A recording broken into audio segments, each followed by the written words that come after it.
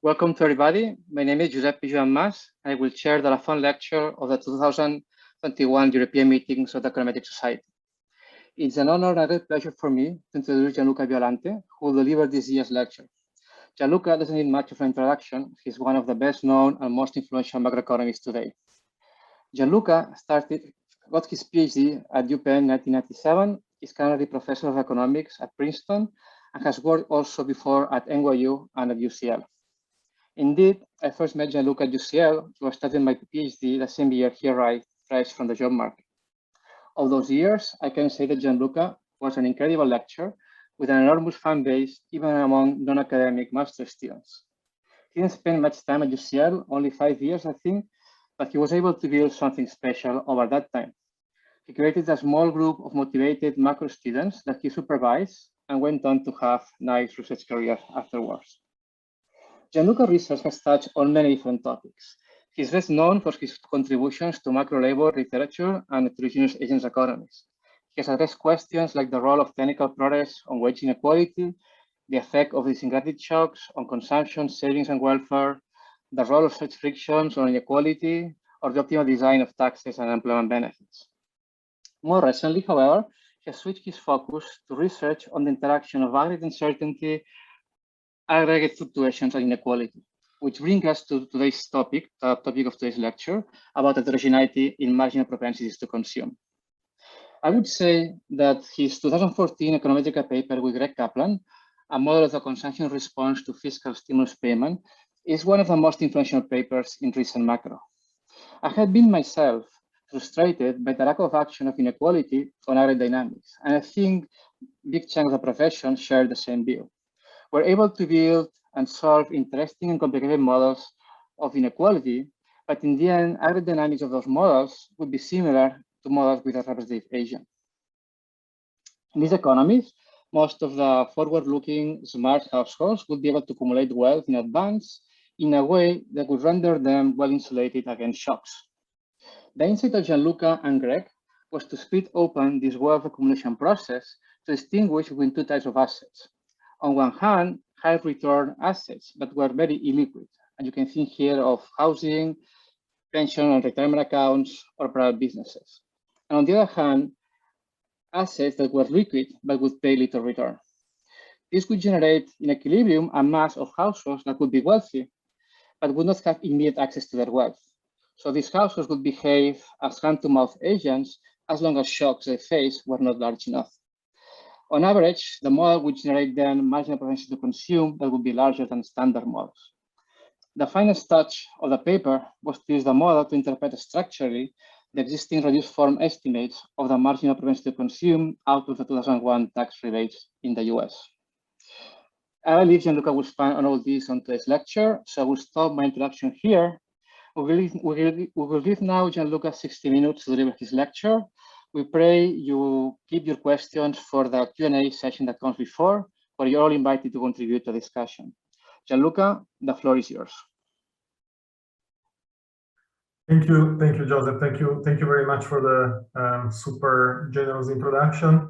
So yes, as Joseph said, it was essentially my first ever student. I was just out of grad school when I started advising him at UCL, and I have to say you were very brave, Joseph, to choose me at the time. I was, very lucky in my career to advise a number of other great students like Joseph after him, and Greg Kaplan, my co-author on this lecture, on this paper, is certainly one of them. And after all these years in the profession, I can sort of confidently say that advising students might be a sort of a bit more obscure part of our job, certainly less shiny than publishing and less shiny than giving these kind of sort of plenary lectures, but possibly it is even more rewarding to see students like Joseph and Greg and others succeed and climb to the ranks of the profession, advise in turn their own students, and so on. So I guess before starting, let me also say that I'm very grateful to Aureo and Jan, the program chairs, for this invitation. It's truly a great honor to give this prestigious lecture named after Jean-Jacques Laffont, who is surely one of the greatest economists of our time and left us much too early.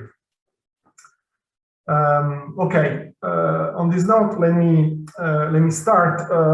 So I'm going to talk about the marginal propensity to consume in macroeconomics, and as I said, the paper is joined with Greg Kaplan, who is at the University of Chicago. Okay, let me just ask a quick question to Joseph. Joseph, do you see the whole slides here, or you see the whole slides?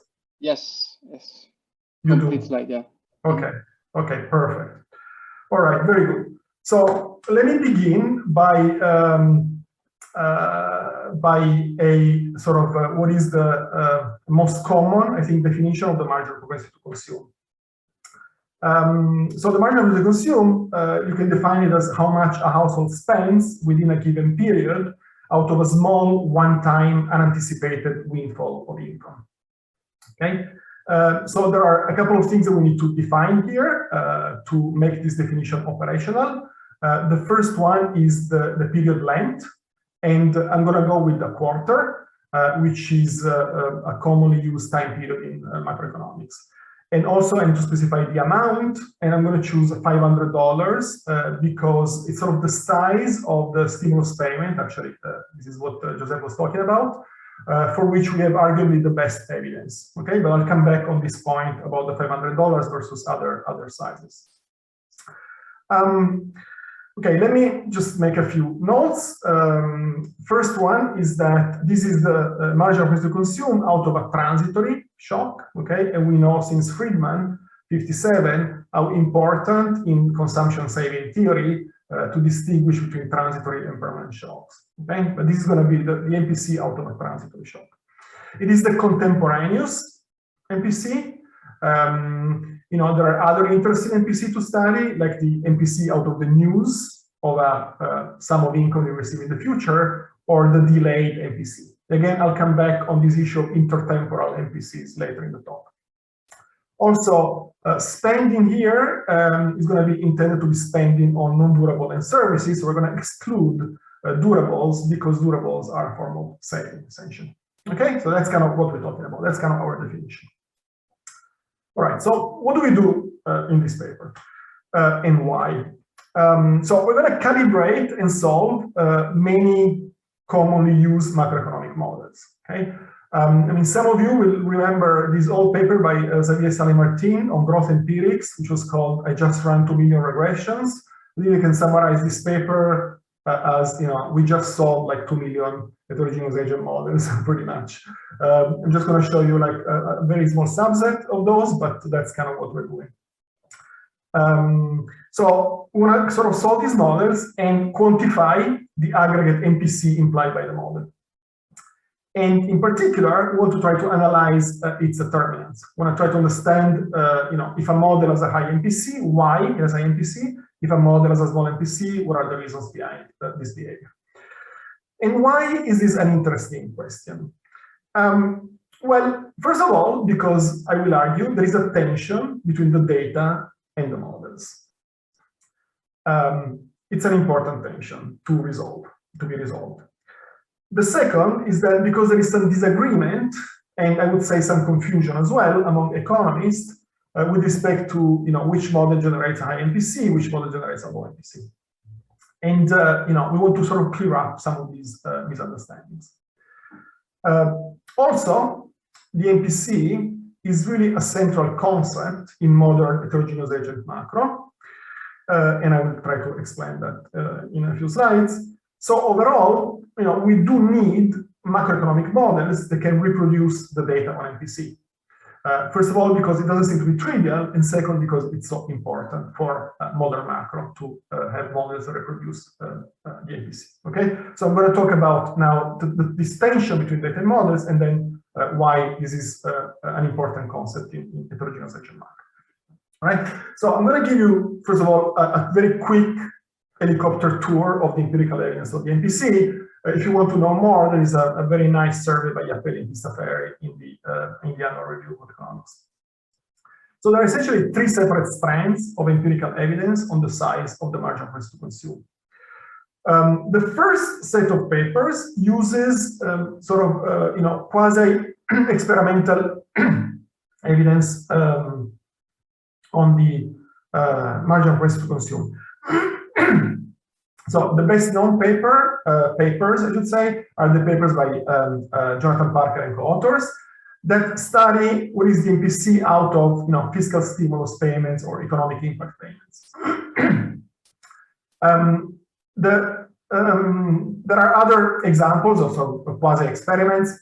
Another interesting one are government shutdowns, and yet another one is lottery wins. Okay, there's these two papers.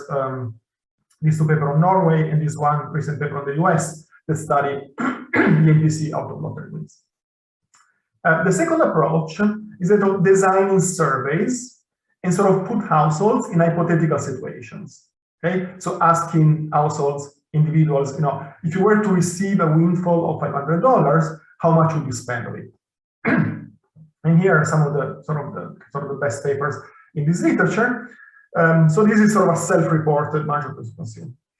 And then we have structural estimates. Okay, estimates which are based on some structural, semi-structural models of the marginal propensity to consume out of transitory shock. The best known paper, a classic really, is Violante, Christopher Preston.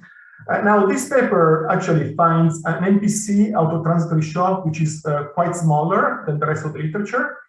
And over time, this fact has been studied, and there are a couple of papers, in particular a paper by Gianluca that reconciles, actually explains why that is the case, and reconciles this approach also with the other two approaches, the quasi-experimental evidence and the self-reported MPCs. Okay, so with some caveats that overall this literature, there is a lot of variation in results, but this collective sort of body of evidence has sort of two main findings. Okay, first finding is that the quarterly aggregate or average MPC out of a small windfall of income is between 15% and 25%. Okay. So that's the kind of numbers that we need to keep in mind. Also, this literature concludes that there is some size dependence, meaning that the MPC is smaller for large income shocks, and some sign asymmetry. In particular, the sign asymmetry tends to be very strong. The MPC is much bigger for negative income shocks than for positive income shocks. The second finding is that there is really a distribution of marginal propensity to consume in the data. There is large heterogeneity across households. And what is it explains this large heterogeneity?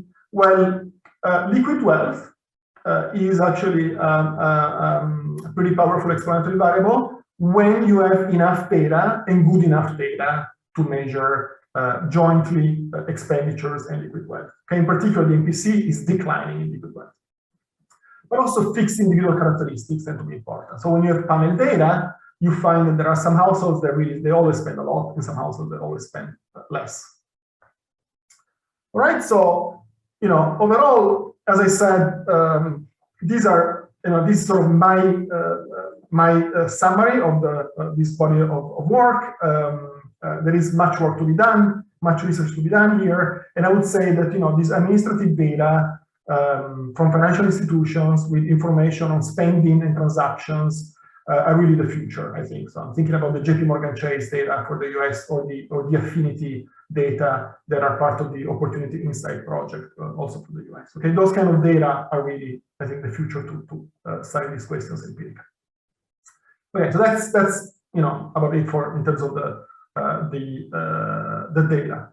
So what about models? So as I said, the marginal propensity to consume is a key concept in modern heterogeneous agent macro. By modern heterogeneous agent macro, I have in mind the class of models where the household block of the model features heterogeneity, income risk, uninsurable income risk, so income risk and imperfect risk sharing. So why is it an important concept?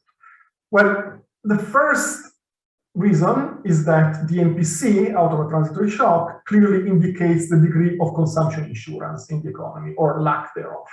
Okay, in a complete market model, in the simple standard complete market model, that would be 0. Now you take these models and you add nominal rigidities, right? And you enter the world of heterogeneous New Keynesian model, the world of Hank. And here, the size of the aggregate MPC really determines, not surprisingly, the size of the Keynesian general equilibrium multiplier. Okay, and in some of these models, I will argue, the MPC can be quite large, much larger than the representative agent model, and so this Keynesian multiplier is also much larger. And this has important implications for macro, because it means that the transmission mechanism of shocks, of fiscal and monetary policy in particular, has to be revisited. And there is a big literature that sort of revisits the transmission mechanism of fiscal and monetary policy, very recent, but it's kind of growing, and finds precisely that these sort of indirect general equilibrium effects are much, much more prominent than the direct effects, direct partial equilibrium effects. Okay, so it's an observation, the fact that the MPC is large, that has implication for the transmission mechanism of fiscal and monetary policy. We said that in the data, there is a large variation in marginal propensity to consume, and also in these models feature a distribution of MPC. And this distribution of MPC is actually quite important. It's important because it determines the macro responsiveness of the economy, essentially, to aggregate shocks. Okay, and here, the key moment in the model is the covariance across households in the cross-section between the marginal propensity to consume and the change in income, which is generated by the shock or the policy. Okay, every shock or every policy in these models tends to have sort of an equal incidence across the population. So what is important is to measure this covariance between the MPC and the change in income across the population induced by the shock, because that's a key source of amplification or dampening of the shock. In particular, if this covariance is very high, it's going to tend to amplify the macroeconomic shock. All right. So here's where basically the MPC become the whole distribution of MPC becomes really important in this class of models. Very good. Okay, so taking stock in terms of what I said so far. In the data, the MPC is sort of large and heterogeneous. These two observations have important implication for modern macro. But, and that's the key question that I'm going to address in the rest of the presentation, can common macro models generate a large MPC, and how? All right, so let me start from the sort of the what I would call the most basic version of type of model I can think of, which is a model without idiosyncratic risk and without any borrowing constraint. Right? So the household problem is just written here as follows. This is a household that maximizes discounted utility. Discount factor is beta. Utility is simple, CRRA with curvature parameter gamma. The household chooses consumption and saving, C and B. And the household can save in only one asset, which is a non-state contingent bond, okay, which with rate of return R. But there is no idiosyncratic risk and there are no borrowing constraints. So the solution to this problem is straightforward. You can get it by pencil and paper. The consumption function is linear here, which means, obviously, that the wealth distribution is irrelevant for the aggregate marginal propensity to consume, to compute the average MPC, because the MPC is constant for everyone. In particular, this is basically how consumption looks like, where M and CE is for certain equivalent. The marginal propensity to consume as this expression, this simple expression here. Now, you look at this expression, you realize that you set gamma equal 1, log utility, then the marginal propensity to consume becomes basically 1 minus beta, which is approximately the discount rate in this economy. Okay, so we would say a plausible quarterly calibration of this model, where the annual discount rate is around 2%. and quarterly discount rate is 0.5%, you get a marginal propensity to consume of 0.5%. Right? This is about 30, 40 times smaller than our target MPC. And this result also explains why representative agent macro, basically the entire representative agent macro, features a very, very tiny MPC, because that's these are cluster models that have no idiosyncratic risk, no borrowing constraint whatsoever, where essentially the consumption function is basically linear in wealth. All right, so our first main takeaway of today's lecture. Can macro models generate a high MPC? Well, the representative agent model, the answer is a resounding no. And that's the reason why rank models have a very negligible general equilibrium propagation. All right, so let's move on. Let's move on to what I call the canonical one asset heterogeneous agent model.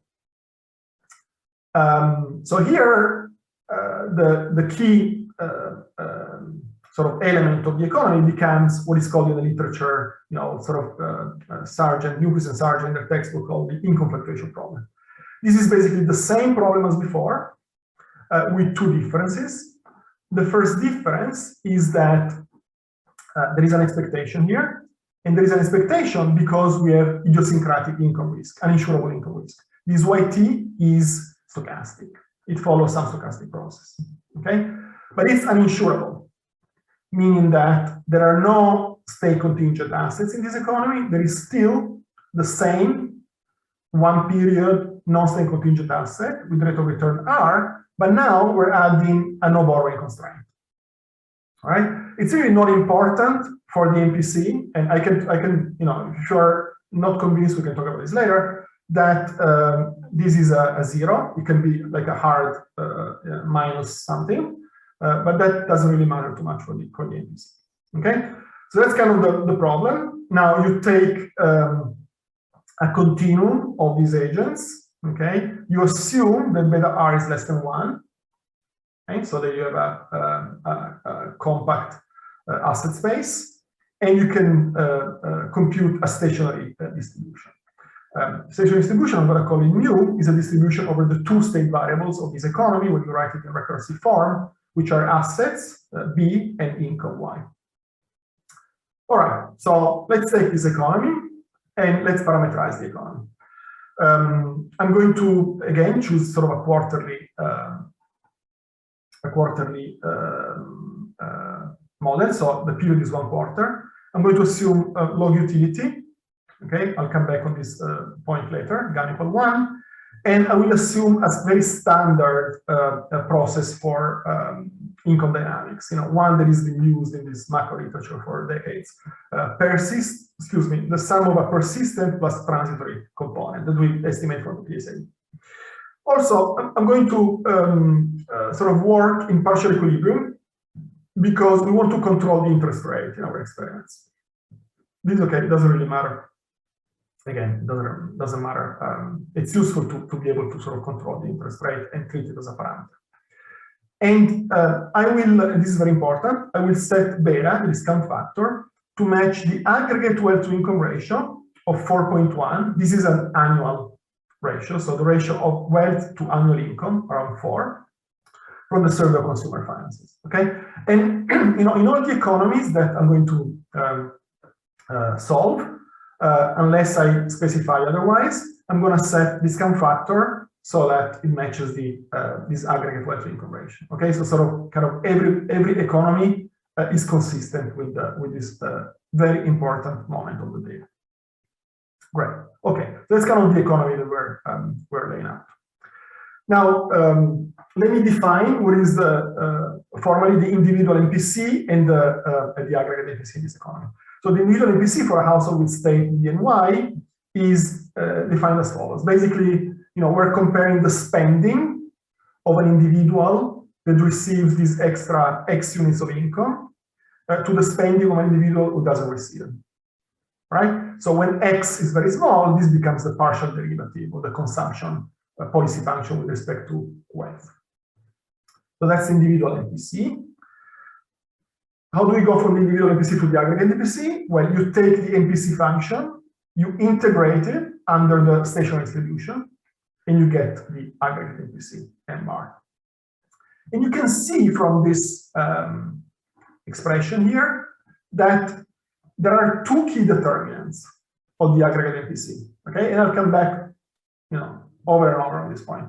The consumption function, the shape of the consumption function, which determines the shape of the MPC function here, and the wealth distribution here. Okay, or the shape of the wealth distribution. All right, so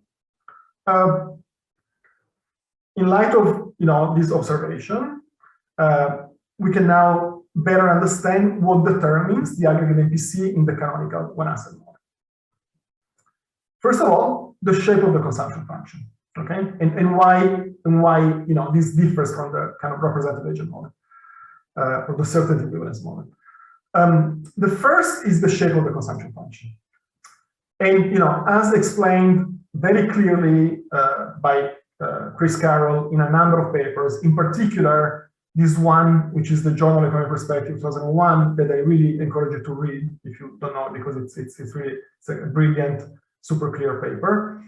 The shape of the consumption function is determined by one key feature of this model. This model has an insurable income risk.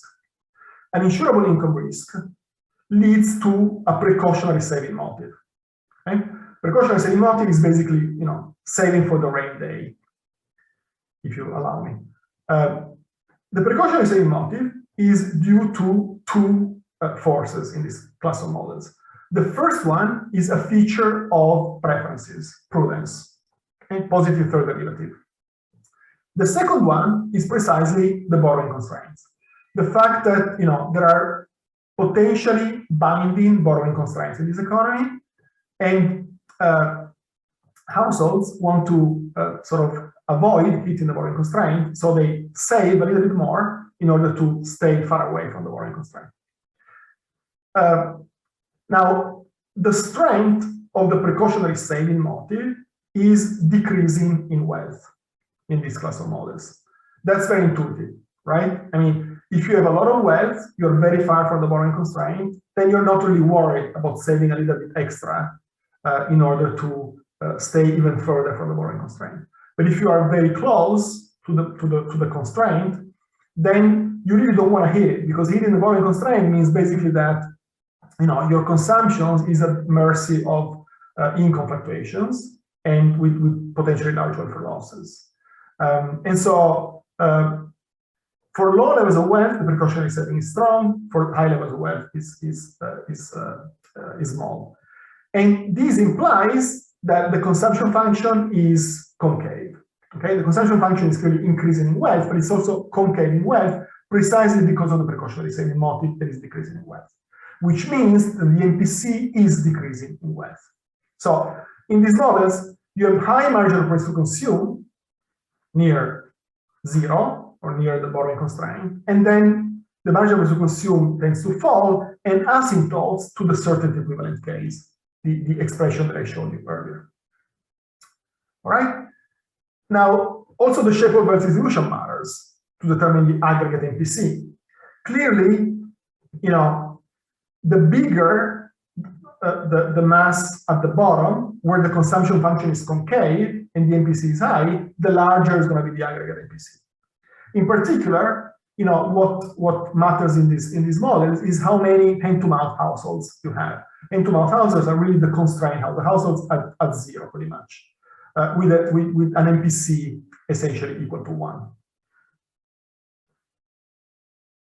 Okay, so this is what determines the overall aggregate MPC in this model.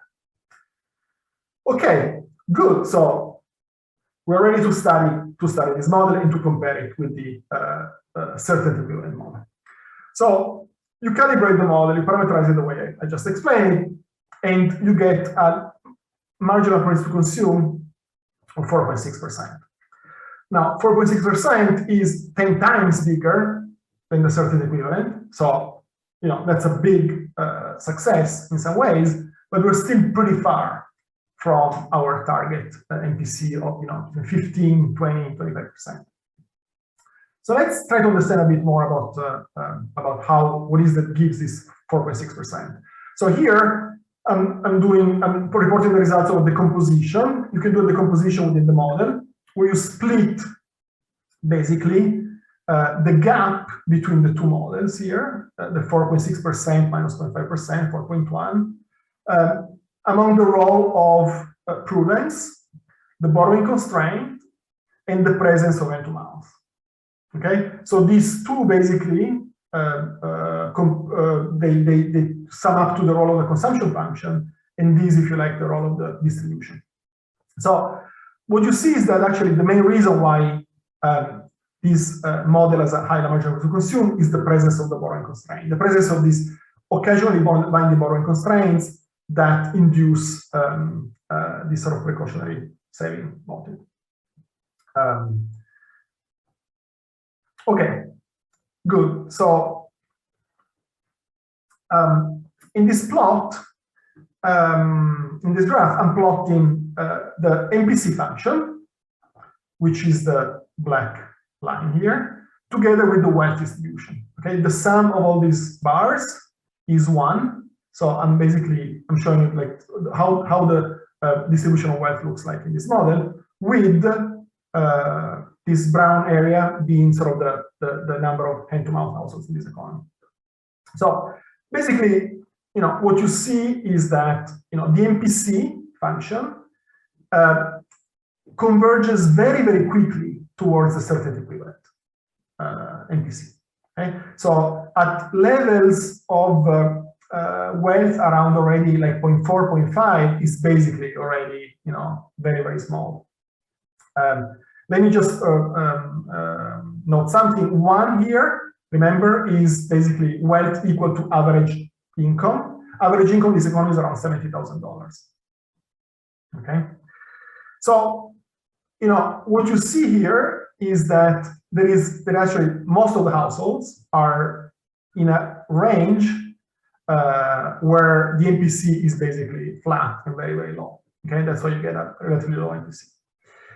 So there are two issues in this economy. One is that there is a lot of wealth. And so because there's a lot of wealth, self-insurance works very, very well on average, and households have a low MPC. The second feature, I should say, is that households in this economy, they really want to escape the borrowing limit. Okay, there are really very few households at the borrowing limit. So households want to escape the borrowing limit because it's costly, and they save in order to move far away from it. So overall, the MPC is pretty small. Let me just report some key statistics that I'm going to discuss later. The first one is that mean wealth is 4.1 as in the data. Median wealth is actually matched pretty well. Okay, this is important. I'll come back on this later. But the share of hand-to-mouth households is very small. The model has a hard time generating a lot of hand-to-mouth households because precisely this very strong force that households want to get away from the constraint. All right, good. So we said the first problem is there is a lot of wealth in this economy. So what if we target a lower level of aggregate wealth? So here I'm going to compare the baseline model with two economies. One where we target a much lower level of wealth, like 0.5 of average wealth. Okay, so 0.5 is about almost 10 times smaller than the amount of wealth in the economy. And the second calibration is kind of very similar. We're targeting the share of hand-to-mouth households in the data, which is for around 14%. Okay, so these are households that have net worth basically around 0 or negative. Okay, in both cases, you see that the model can generate large MPCs, 14% and 22%. Okay, and you see from okay, I have to explain what panel A is. So in panel A, we do again a decomposition in which we compare the models that I'm going to talk about with the baseline one asset model. And I basically split the gap in the MPC between basically what is accounted for by the fact that the MPC function is different across the two models, and the fact that the distribution is different across the wealth distribution is different across the two models. All right? So the role of the MPC function, or the consumption function, the concavity basically, and the distribution. And then there is an interaction term left. So you see that in both of these exercises, it's the distribution that plays the biggest role. But, I mean, almost, you know, by definition, these two economies have very, very small wealth, 0.5 and 0.3 relative to 4.1. So how do they look like, these economies? Well, you see, basically, they can generate a large marginal propensity to consume because, you know, wealth is essentially shifted to the bottom of the distribution. Okay, so basically here we have almost 70% of households because average wealth is very, very small in these economies. So, you know, you can say, well, success because we can get an average MPC of, you know, 14–20%. But these economies have a big problem. The problem is that they miss almost 90% of total wealth in the economy, right? And you know, this is it's a serious problem for macroeconomics because basically you cannot analyze production economies with capital. So it's really almost impossible, you know, to investigate questions, say, about housing or investment or asset pricing. So it's a sort of a model of limited interest, if you like, where a number of questions cannot really be investigated. So we said the canonical problem has two problems. The canonical model has two problems. One is too much wealth, too much in quote, and the other problem is that you have these households that sort of want to escape the bottom constraint. So let's focus on the second problem. Before doing that, let me just get sort of the second takeaway of the lecture, which is the canonical one asset model can only generate high MPC by neglecting 90% of total wealth. So, you know, how to entice households basically to stick around the bottom limit and to solve the second problem of the canonical model? Well, the simplest way really is to add ex-ante heterogeneity. You can add heterogeneity in discount factors, rates of return, or in the intertemporal series substitution. Okay, these are all parameters that I don't know if you remember, but they really were, they entered the formula for the MPC for the certainty equivalent case. Okay, so it's kind of intuitive that they're going to sort of remember that the MPC for the certainty equivalent case is where the MPC asymptotes. So if you can push that up, then the whole MPC function is going to sort of shift upward, and that gives you a better chance of generating a high MPC. So if you add ex-ante heterogeneity in these dimensions, basically it allows you to introduce types with high MPC and low wealth that are going to push up the aggregate MPC. But at the same time, in this economy, you're going to have other types that hold most of the aggregate wealth in the economy. Okay, so you're not going to have the problem that these models generate a low aggregate wealth.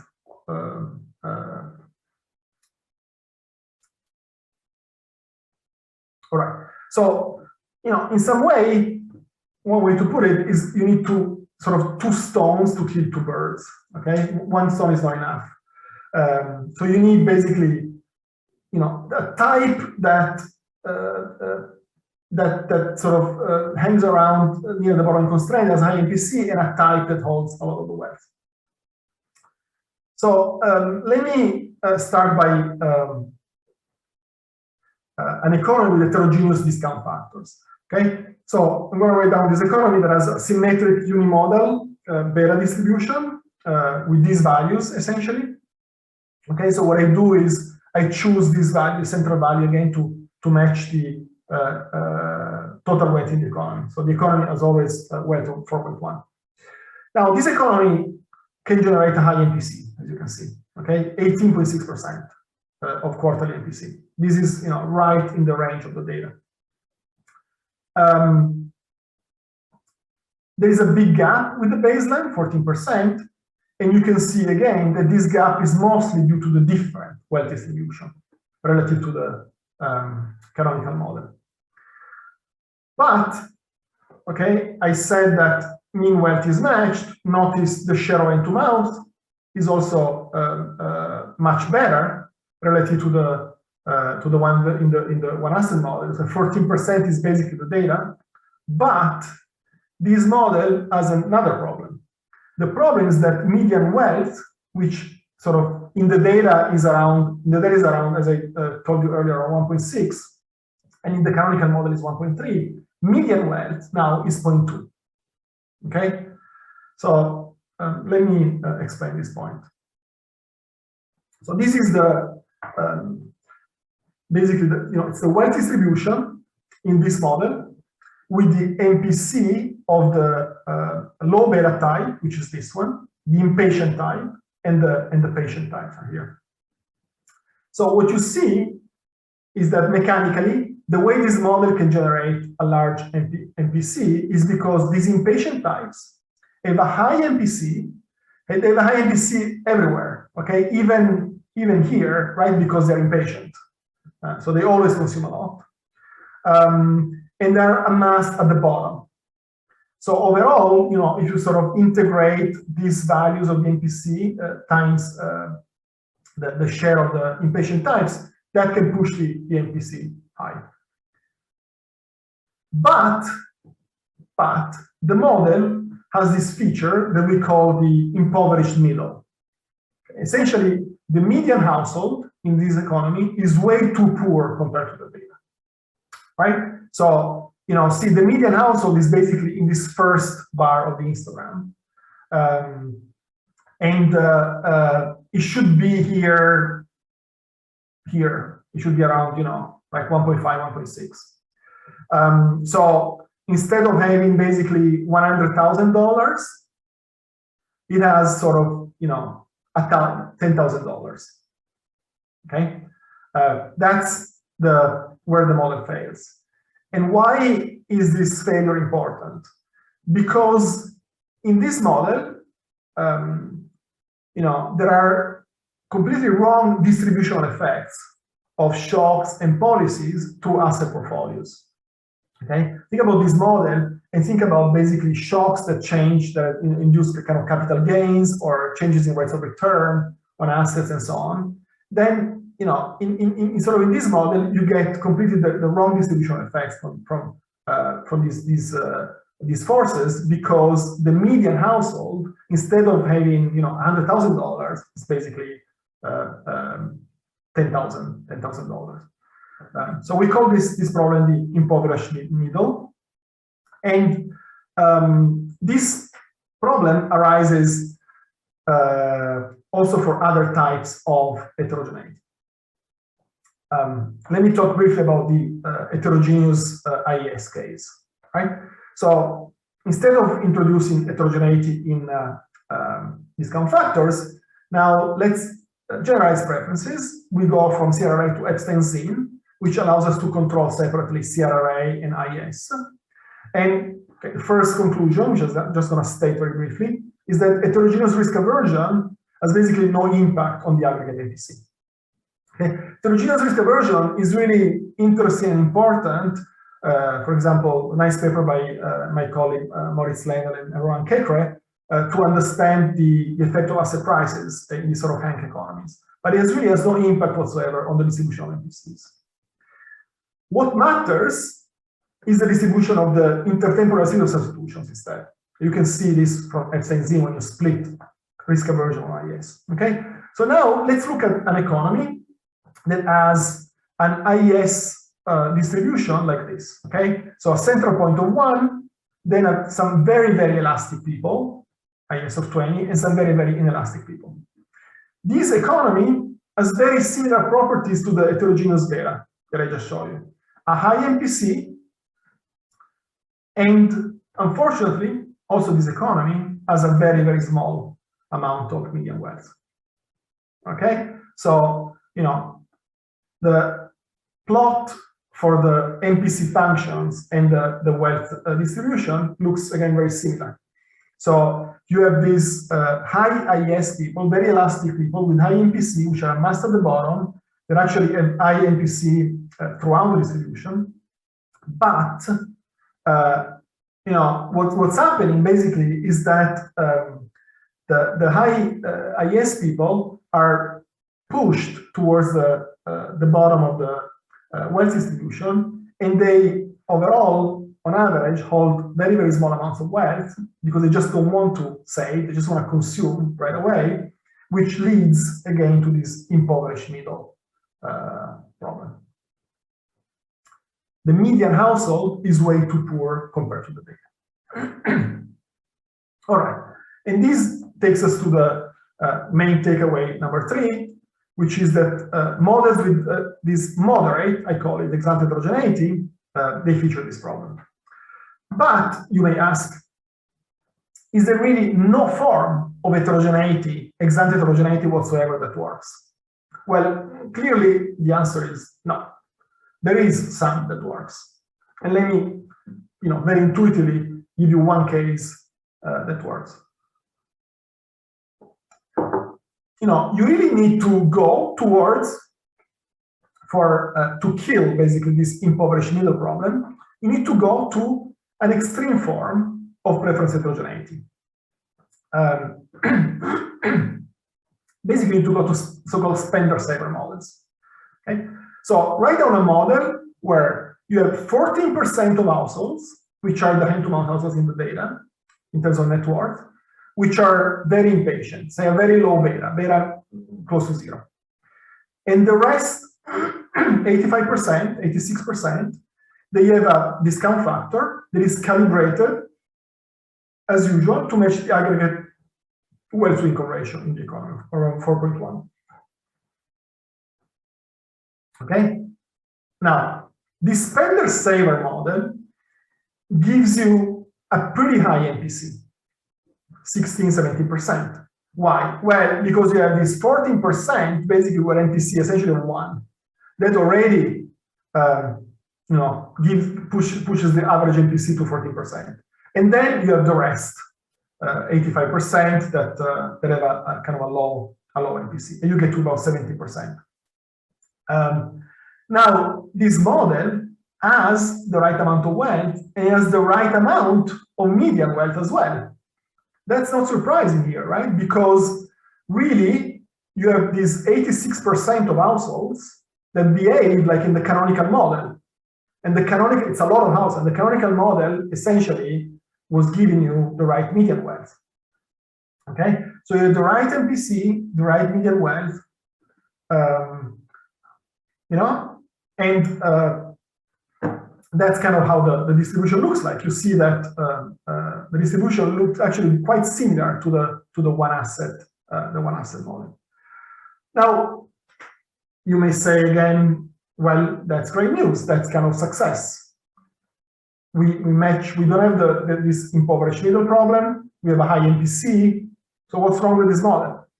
Well, in this model, you have basically the entire average MPC is driven by these like 15–14% of households that essentially display uncontrolled spending out of any amount of resources. Okay, so you give them any amount of resources and they would spend everything right away. They would spend everything, say, within a quarter, even faster, in fact, if you write them like say a continuous time model.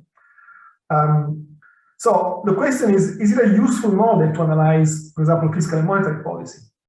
You know, one implication of this model is that huge transfers aimed at the wealth poorest, say the 10% wealth poorest in the economy, have really the biggest bang for the buck. Much more than, say, a check of $1,000, $2,000 distributed more evenly across the population.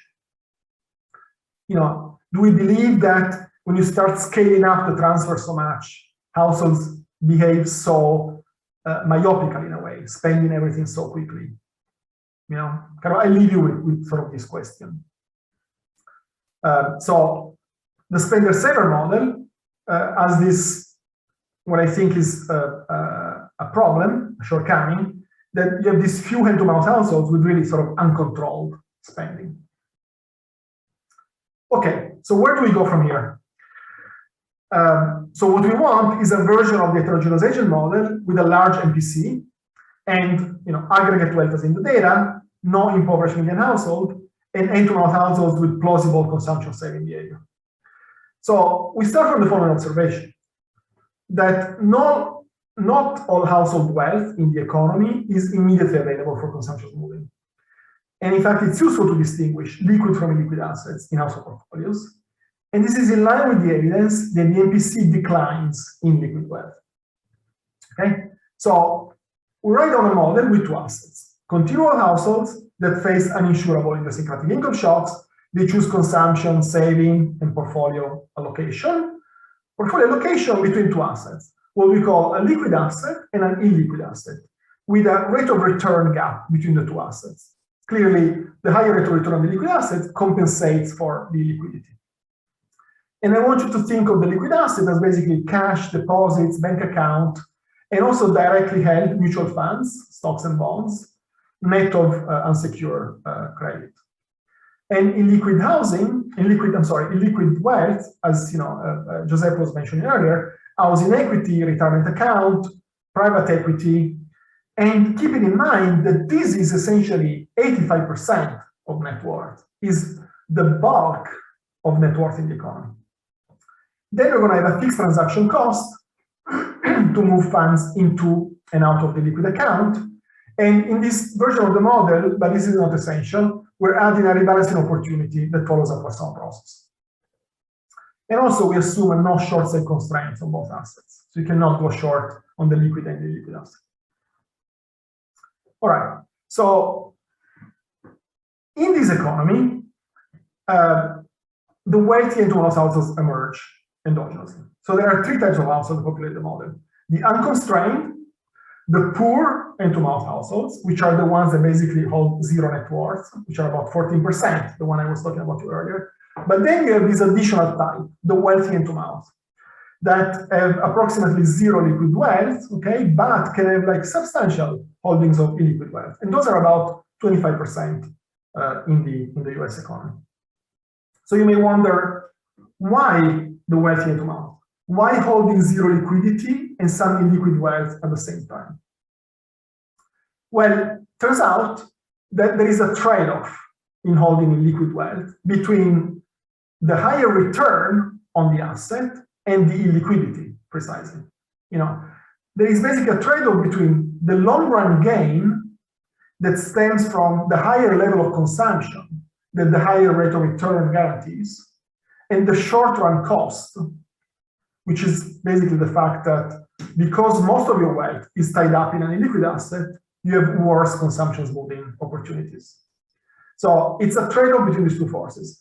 If gains exceed the cost, as actually turns out to be in most of our calibrations, then you have this a lot of substantial amount of wealthy hand-to-mouth emerging. The more the gains exceed the cost, the more wealthy hand-to-mouth households you have in the economy.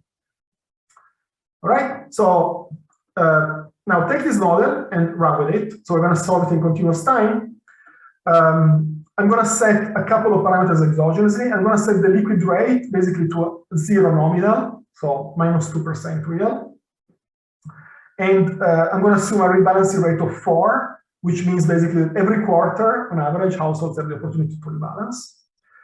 And then I am going to choose the discount factor, the illiquid rate, and the transaction cost to match mean wealth, the total amount of hand-to-mouth households in the economy, and the wealthy hand-to-mouth households, the share of wealthy hand-to-mouth households. Okay, the model wants a pretty moderate transaction cost, $700, and an annualized rate of return on the liquid assets around 5%. So kind of reasonable parameter values. Okay, so this version of the model gives you an MPC of 14%. So without any heterogeneity, with the right amount of total wealth, with sort of the right amount of median wealth as well. And kind of hitting almost by calibration the share of total hand-to-mouth in the economy, which are now a lot more than in the one asset model. Now, notice that if you compute the gap, what is it accounts for, what is it explains the gap between the two asset MPC and the one asset MPC, it's the distribution obviously always kind of plays a role, but here the MPC function is actually particularly important. Okay, and I'm going to explain it in a second. Okay, so here's the plot of the MPC function and the wealth distribution in the two asset model against now liquid wealth. Okay, against liquid wealth. Because what matters for the size of the MPC in this economy is really not total wealth, but it's liquid wealth. It's the amount of the distribution of liquid wealth.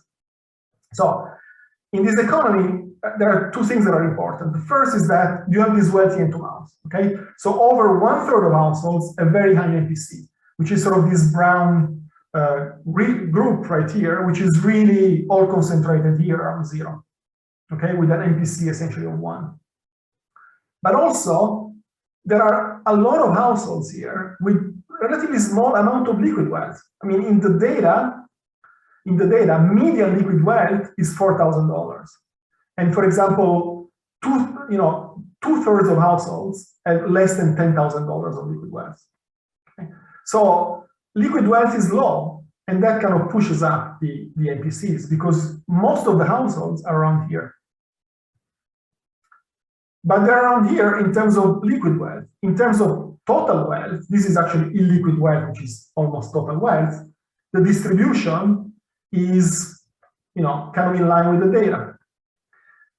And what you can see from this plot is that, the MPC function is actually quite flat as a function of illiquid wealth. So illiquid wealth is not very meaningful in determining the MPC, which might explain why some of these results in the empirical work where we don't find really big differences in the MPC between rich and poor, if you measure wealth as an aggregate wealth.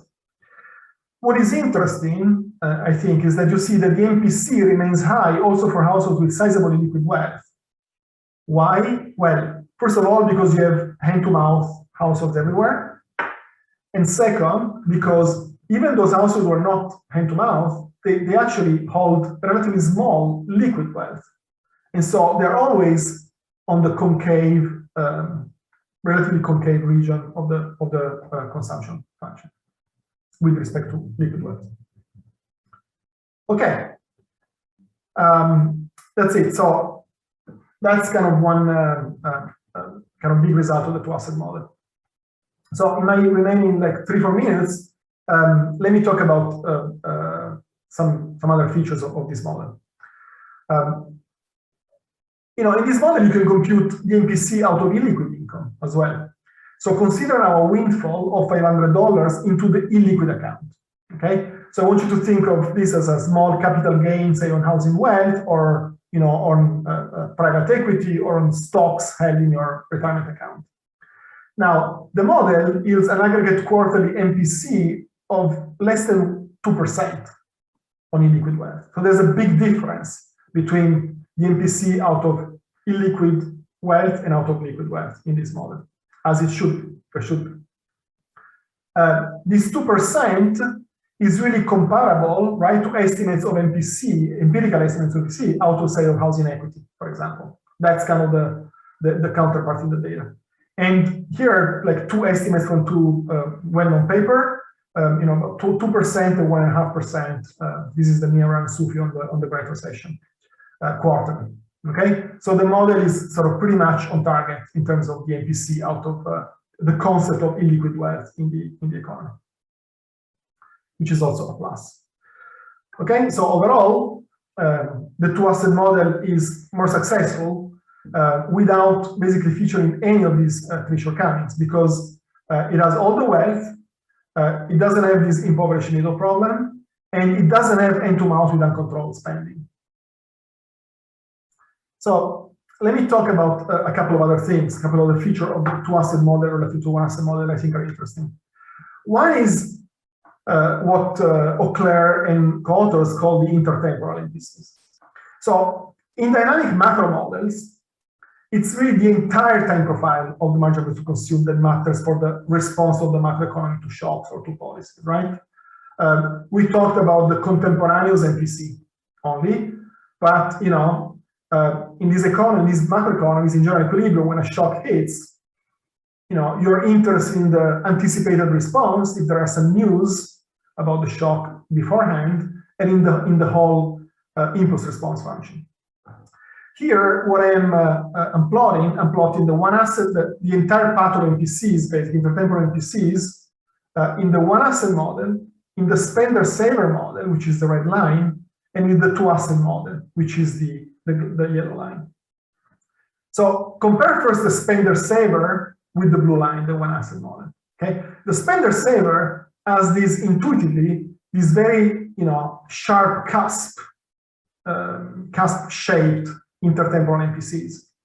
Basically, it gets you only a strong response at impact, because it's only the spenders that spend a lot at impact.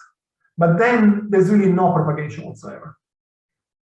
The two-asset model gives you actually a lot more shock propagation, both in terms of anticipation effects and in terms of like delayed response with respect to the spender-saver, and clearly with respect to the canonical model, it is basically flat everywhere. I also mentioned in the beginning the size and sign asymmetries in the marginal propensity to consume, the empirical evidence, right? So here, I want to tell you briefly about what are the features of all these models in terms of like size and sign asymmetries. So here in this row, you have the contemporaneous MPC to $400 that I mentioned. Here you have the MPC out of minus $500, so a negative amount, and here $5,000. So this is sign asymmetry, and this is size asymmetry. So I leave you a second to look at this table. You have the one asset model here, the low wet calibration. Here's the model with heterogeneity in elastic substitution, spender-saver, and two asset model. All the model display the correct size and sign dependence because of concavity, because of the concavity of the consumption function, right? So you go negative, the MPC is higher. You go bigger, the MPC is smaller. But what is interesting is that the sign dependence is much, much stronger in the two-asset model than in all the other models. And this is actually very much in line with all the empirical evidence. At least the self-reported MPC from surveys, they all display very sharp sign asymmetry. So the two-asset model gives you also this additional feature. Okay, that's it. The journey is pretty much over. We started from the following question: can macro models generate a high MPC, and how? And through this talk, I went through this sort of many models that we solved. We did sort of this systematic investigation where what is useful, I think, I hope, is that the model comparison is sort of harmonized. So the models are all comparable to each other. We concluded that the representative agent model is really a non-starter. One asset models, in all the variation, they struggle a little, and the two asset model is a better benchmark, we think, to build further. And build how? Well, the sort of three next steps on our agenda are investigating models, two asset models with ex-ante heterogeneity, along the lines, for example, of Yarvis and Bar, model with present bias, along the lines of this recent paper by my co-author Ben Moll, and adding temptation and self-control also. So kind of adding, these behavioral biases that I'm happy to talk about it in the Q&A later. We think they might help actually in various respects. And thank you very much for listening. Very good. Thanks a lot, Gianluca, for a great talk. So now we open up the Q&A session. So I think the most operative thing is like people raise their hands and Gianluca will like lead the discussion.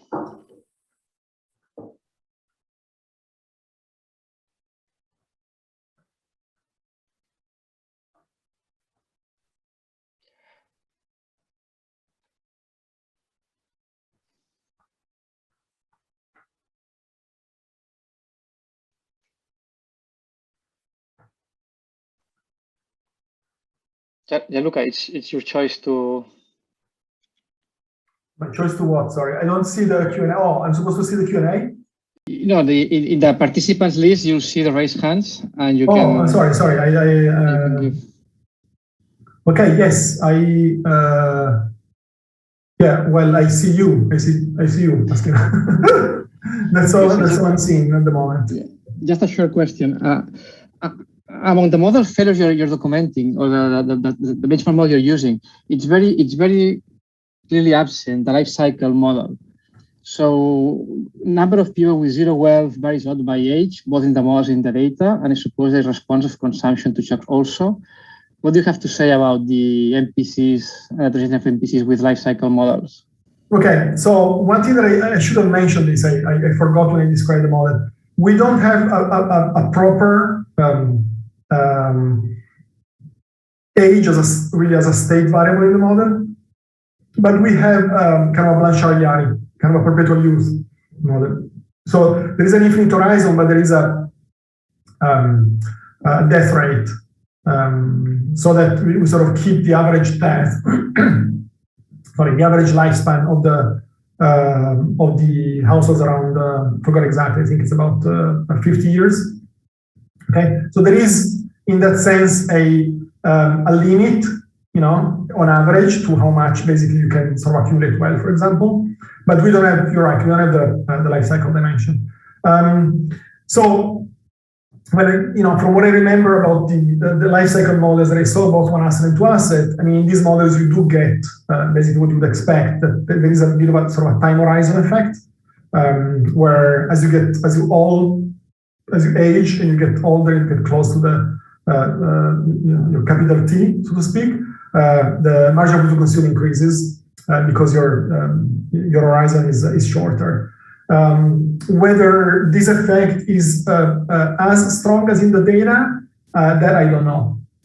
But I would add that, you know, if I want to start thinking seriously about the MPC by age, and in particular, you know, the MPC at late in life, then I would think precisely in the spirit of uncertainty and precautionary saving, would be very important to add other sources of uncertainty, like, for example, stuff that you worked on, like health, you know, medical expenditures and so on. Because we know from your work, from the work of Victor, from the work of Maria Cristina Denardi, and so on, how important that is as a source of precautionary saving, and therefore how that can shape the MPC late in life. I think actually that's a really interesting avenue of research that there are many papers on kind of late in life savings, but I'm not seeing anything on the MPC in particular.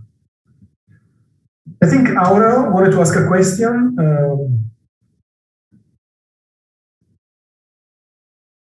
Yes. So, Joseph, you have to unmute him. And you're mute now. Yes, so I need to unmute. Okay, so allowed to talk. Aurea. Thank you very much. Thanks a lot for the excellent presentation, Gianluca. I was actually quite intrigued by the interplay between the elicited or self-reported MPC and the findings in the model that you used to highlight the asymmetry in the reactions depending on whether the shock is positive or negative. I guess on one hand, I'm not very familiar with those papers, but you know, it says that we should elicit MPCs out of liquid and illiquid assets. But I also wondering if it is possible to use further features of those data, like the distribution of MPCs that are reported along the wealth distribution to you know, validate the results of the model or even further discipline them. what do you see? What do you think could be roles for those types of data in this type of studies? Yeah. No, I think so. The literature on the self-reported MPCs started quite a long ago, actually, but it sort of picked up later in the last few years. I think because we sort of realized precisely, as you're saying, Ariel, that you really have to be extremely careful and extremely specific in the way you ask the question, you frame the question. Okay. So, for example, the first surveys were, how much would you spend out of $1,000? Okay, they did not specify the time frame. They did not specify the type of spending, whether some durable, non-durables, and so they're only partially useful. The new generations, for example, paper by my co-author Greg, are much better because they're much more precisely in specifying in basically framing the situation in which the household has to be in order to answer questions that are useful for the model. And I think there is, I'm completely in agreement with you. It's very exciting, and there is a lot of I think additional refinement in the type of question that one can ask in order to try to compare the model with the data. And some of these surveys, they do ask questions about liquid wealth, and they tend to find precisely this effect that the MPC is declining in liquid wealth. For example, I remind a paper by Luigi Pistaferi on Dutch data one of the papers that I cited. That's very interesting, very promising. Thank you. I think Jan has a question. Jan Eckhout. Gianluca, thank you very much for the presentation. I really enjoyed it. I wanted to ask a question pushing a little bit further this two-asset idea also into the consumption side, because you can think of durable goods as having kind of that two-asset idea. And then because in consumption, some of the durable goods also have an immediate consumption component, right? Of course, it's going to go over multiple periods. And you would expect that many of these hand-to-mouth people are going to spend it often on durables when there's an unexpected income shock. So have you thought about using that? Of course, in measurement, it's going to change the MPC as well. But in terms of modeling also, have you thought about how to introduce that? Okay, no, that's a great question. I think eventually it is really, I should have, in fact, I really should have listed this as a one of the points that we should investigate, because precisely because durables are so important in business cycles. Small durables are larger cars, just to mention one, but also smaller durables. They are so important in business cycles. They're so important in understanding and understanding business cycle dynamics. So I completely agree with you. Now, I would say, one complication is that basically this becomes almost like a three-asset model. Because it becomes a model where, you have small durables, that maybe have a very small transaction cost, and you have another asset that is really a financial asset, say, that has maybe larger transaction cost. A compromise is actually what we did in one of the papers that I wrote with Greg, where we assigned, precisely as you were suggesting, a consumption flow to the stock of durables. So basically what we said is that, the stock of illiquid asset. We said, so think of this illiquid asset more broadly, like, for example, housing, but also, like, say, cars and all durables, right? And let's imagine that the stock of illiquid assets has a direct consumption flows, so it gives you some utility. So one actually advantage of thinking of the two-asset model this way is that you can generate similar data, similar MPCs, similar wealth distributions, and so on, with a smaller return financial return gap between the two assets. Okay, in this calibration, we have a gap that is almost 7%. Okay, but if you add obviously utility flow coming from the liquid asset, you can generate the same moments with a much smaller return, which I think is sort of more desirable in a way, and it's it makes sense because a lot of these assets, liquid assets, housing, but also private equity, private businesses, I think it's reasonable to think that they deliver some flow utility instantaneously, basically. Oh, great. Thanks. Thanks, Gianluca.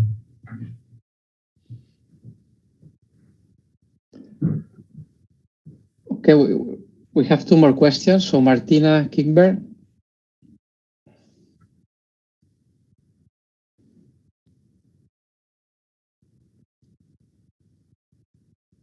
Maybe you have to unmute her. She should be unmuted.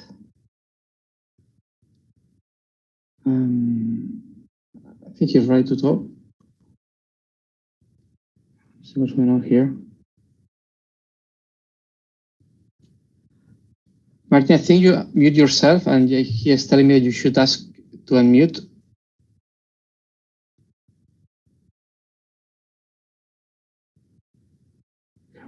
Okay, so I don't know what's going on. So let's try with the other question. I don't know, Raymond Lidon. Thanks. Can you hear me?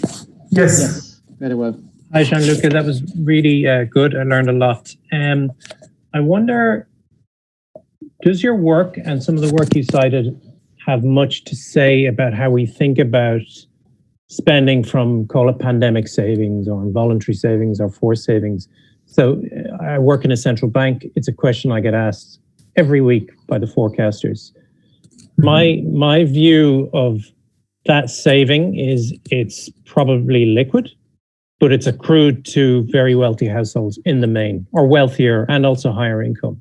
So I'm wondering, does your work help us think about that? Any thoughts on that? Well, Gianluca, we're a bit over time, so you can be brief. We'll have to close. Sorry about that. Oh, okay. So then I will be extremely brief. I have a paper with Greg Kaplan and Ben Moll and Ziu Fu, is a student at the University of Chicago, that is called The Great Lockdown and the Big Stimulus, in which we sort of answer, one of the questions we answer is exactly that question. So we have a model, it's a version of a two-asset model that generates precisely, pretty much in line with the data, the spending response to the economic impact payments that were delivered to households during the pandemic. And just to again give you a very short answer, one of the reasons why in the model we get that a lot of households save is two reasons. One is that they really could not spend on what they wanted. And the second reason is that many of these sort of checks or payments were made to households that are actually quite wealthy or well off, and so they saved essentially most of it. Yeah. Because at the end they didn't need to spend it. Yeah. Okay. Thank you. Okay. Okay. Very good. Thanks, everybody. We really need to stop this. Thanks, Gianluca, for the brilliant talk. And now, before you leave, thank you, everybody. Remember, there is this stand-up comedian show that they are waiting for us, so please join the show and have a nice rest of the conference. Goodbye, everybody. Bye, everybody. Thank you.